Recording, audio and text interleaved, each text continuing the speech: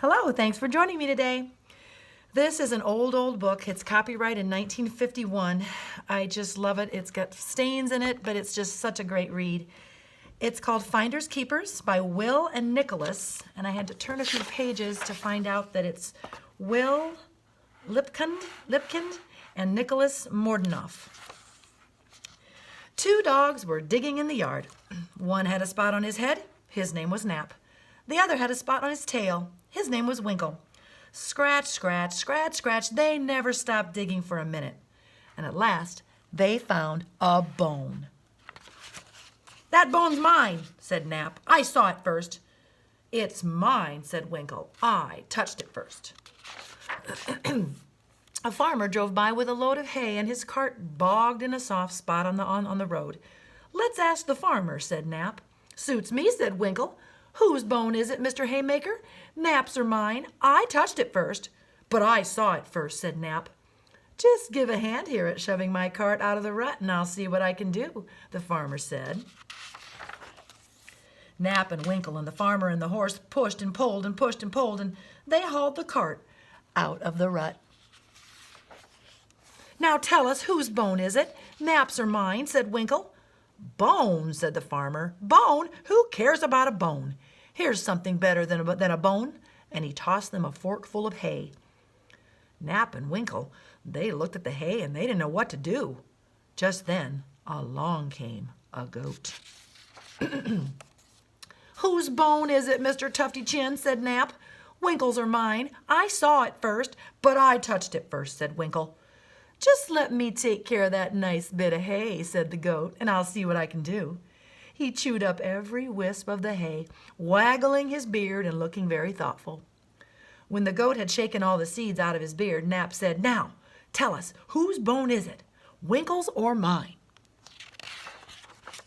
"Bone?" said the goat. "Bone? Who cares about a bone? I'll give you some good advice instead. Don't go chasing after a goat unless your teeth are sharper than his horns." And off he skipped, leaving them no wiser. Then Nap said, "Let's go down the road a ways and see if we can find somebody to decide between us." "Suits me," said Winkle. They buried the bone and set off down the road. The first person they met was an apprentice barber. He was just learning how to cut hair and couldn't find anyone to practice on.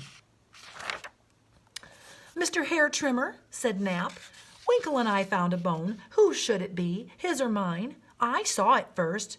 "But I touched it first," said Winkle. "Just let me trim your hair a bit to try my tools, and I'll see what I can do," said the barber. He went at Winkle's hair with his scissors, clipping and snipping while Nap looked on and smiled. Then Nap had his hair cut while Winkle looked on and smiled. The barber held his mirror up. "Suits me," said Winkle, holding himself very straight. Nap laughed. "Not bad," said Nap, looking very solemn. This time Winkle laughed. But when they asked about the bone, the barber shrugged his shoulders and said, "Bone? Who cares about a bone? Hair that is neat is better than meat." He took up his bag of tools and off he went. Just then a big dog came ambling down the road. "Nap and I found a bone, Mr. Longshanks," said Winkle. "Whose bone is it? Nap's or mine? I touched it first, but I saw it first," said Nap. "That isn't easy to say," said the big dog, wagging his tail slowly. "What sort of bone is it?" "Oh, just an ordinary bone," said Nap. "Well," said the big dog, wagging his tail a little faster, "you better show the bone to me."